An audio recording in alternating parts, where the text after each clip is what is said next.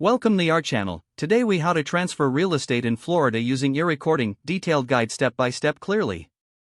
To begin, gather all necessary documents for the property transfer. This typically includes the deed, any relevant affidavits, and identification. Ensure the deed is correctly filled out. It should include details such as the property's legal description and the names of both the grantor and grantee. Next, have the documents notarized. In Florida, most documents require notarization to be considered valid. Once notarized, locate a reliable eRecording service. Many counties offer eRecording options, so check the specific county's website. Set up an account with the selected eRecording service. This may require providing personal information and payment details.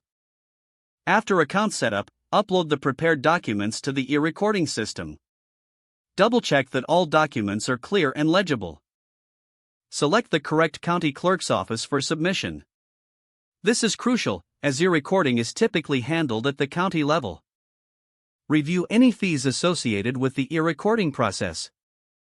These can vary depending on the county and the type of documents being recorded.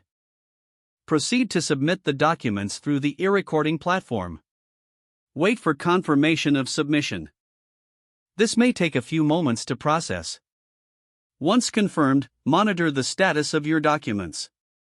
You should receive notification once the documents have been officially recorded. Finally, keep a copy of the recorded documents for your records. This serves as proof of the property transfer for future reference.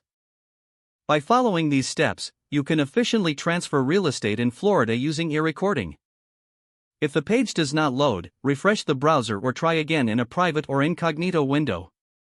Make sure you are using the correct email address, then retype it carefully to avoid small typos. If your password is not accepted, use the reset option and create a new strong password you can remember. Check your spam folder for verification or security emails, then complete any requested confirmation steps.